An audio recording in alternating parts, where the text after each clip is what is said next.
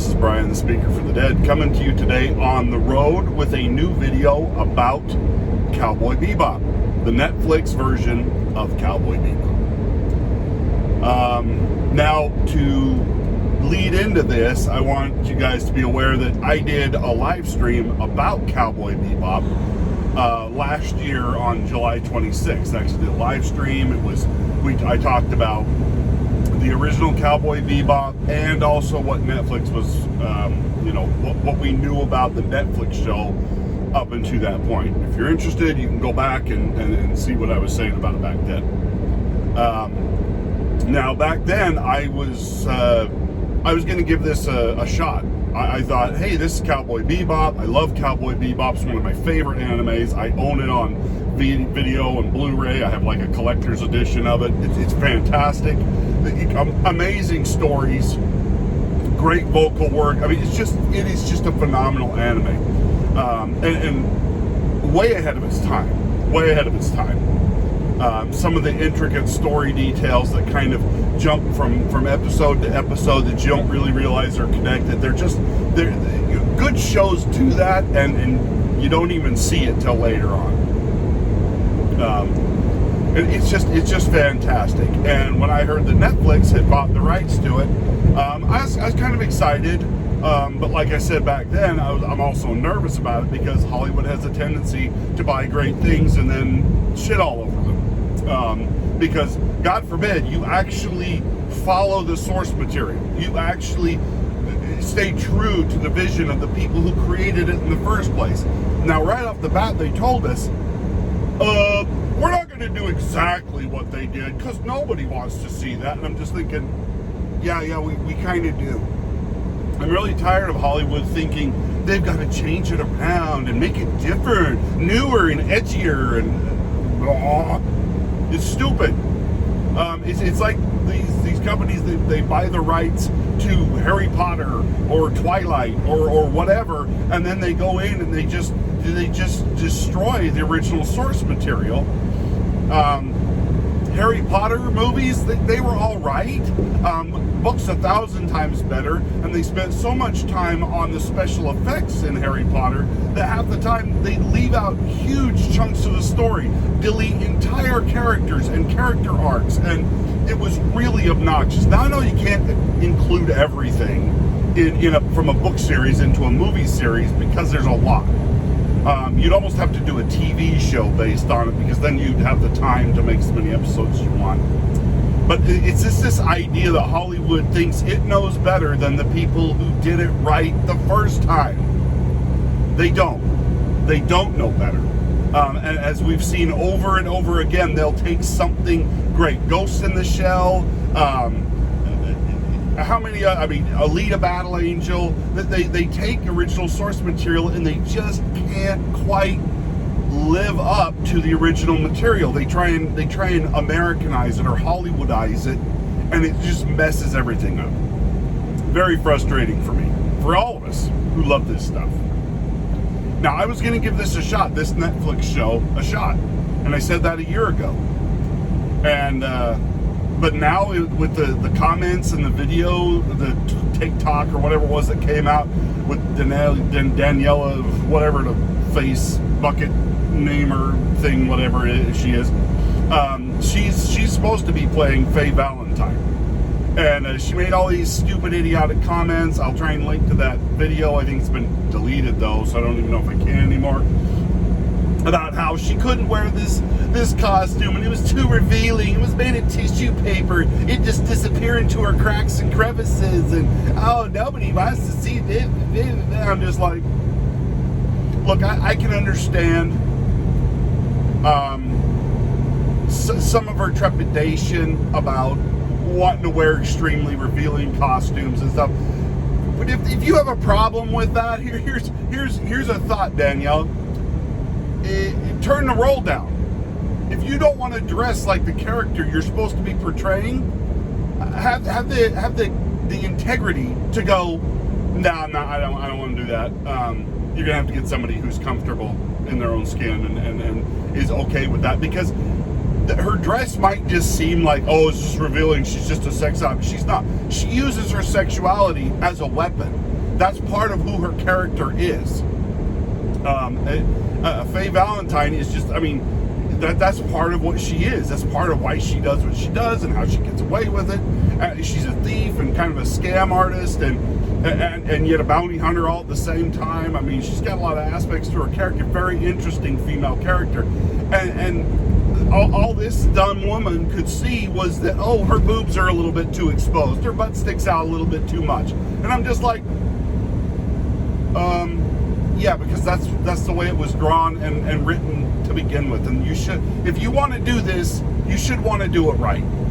And if you're not comfortable with it, get out. Get out.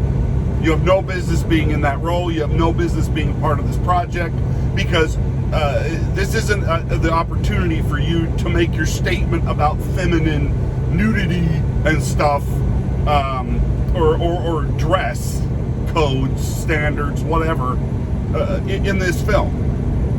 Because that's the way the character was drawn, that's the way the character is, and if you don't like it, just get out, step aside. But now, in the face of her comments, I mean, I never did like the casting for this. John Cho, or whatever his name is supposed to be playing Spike Spiegel. I'm like, no, he doesn't look, he doesn't fit the character, he doesn't have the body type. I'm sorry, just no. I mean, sorry, he could barely pull off Sulu in the J.J. Abrams Star Trek films, let alone be Spike Spiegel. I'm sorry, I just don't see it.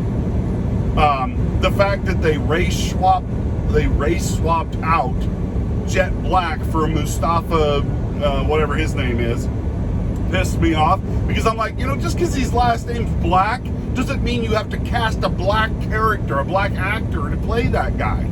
There are black people in this anime. One of the other bounty hunters is black. Some of the background characters are black. I'm just like, just because his last name's Black doesn't mean he's got to be black. He was a white character named Jet Black. And it just, I mean, so that just irritated me. Now, maybe this guy will be fantastic as Jet Black. I have no idea, other than the fact it seems like they put him in there because his name was Black.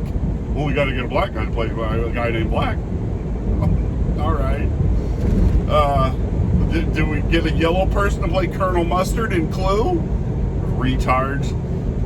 Anyway, so, I mean, it's just, and then the character, the guy that they got to play Vicious, he doesn't seem like he fits. Faye Valentine, this Danielle girl, was the only one that kind of looked the part, at least a little bit. And now she's come out, opened her face, and horror show has come spilling out of it, that she's just a feminist liberal cow, seeking to make a statement instead of seeking to be a good actress in a show that she agreed to do. And look, I am not one guy, I'm not the guy out there saying, hey, show us all your body parts, show us boobs, and show us blah, blah. I'm not that. I'm not, that's not what I'm not saying that she should have to do this just because I want to see her body. I just want to see that character that we originally saw come to life. That's what I wanted from all of these characters. I want what was written and done in the beginning to come to life in the real world. That does not mean race swap, gender swap, change characters, alter this, change that. Not impressed so far. And I honestly, I don't know if I'm going to even give this a chance now, because I'm sick and tired of supporting people or watching shows based on stuff that I know they're just going to trash now. I mean, I bet you they don't get through the first episode without trying to bring up racism or sexism or feminism or some other liberal, talking point that they just can't help themselves. It's just like what they did to the Dune character, where they race swapped Liet Kynes, who is a man, but now a black woman. in the new adaptation of Dune. Now, I'm still kind of excited about that, but I mean, if you want, go watch Nerd Cookie's video on her last Dune video. It's really great. She has a great opinion on this subject. But it's just like that. Oh, well, we wanted to modernize the message, and we felt like a black girl would make the message more powerful. And I'm just like, yeah, because the guy that wrote the book, he couldn't have possibly thought this character out. He couldn't have possibly known what he wanted. Herbert, he was a dummy. I mean, he was old, and back in the when it was written, and we got to get rid of that old crusty idea. We know better what he wanted done than he did. Because we're Hollywood. The '84 Dune, I love that movie. Now it's not true to the book, but it is just very true to the book in a lot of ways. But it's not perfect to the book. But it was really great. It was a good movie that I wish had gotten the treatment that it deserved back then. I wish we could have gotten a cut that we deserved. That kicked the damn studio out of the editing room and let the director show us what he intended all along. Lynch, I think I can't remember his first name. Lynch, David Lynch, I think, was the director of that film. And we didn't get a great film because of the Hollywood interference with the film. It was still a great film, but we didn't get what he wanted because they just didn't. They wouldn't get out of his face. And so we never really got to see David Lynch's full vision brought to life on the big screen. He had to leave out huge chunks of the story, and I'm excited about some of this stuff, but I'm so sick of Hollywood thinking they know better than the people who wrote the stories in the first place. If I ran a studio, I would fill it with people who wanted not to push their own ideas, not to rewrite the story based on what they think, but that were people who could come in and write a true story based exclusively on the work that was done by the original author. If I'm borrowing from somebody else's work, I should stay true to their work. And if I can't do that, I shouldn't be buying stuff.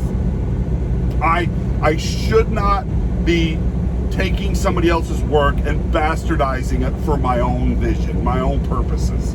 Because this is not right. This is wrong. I don't care how much money you pay.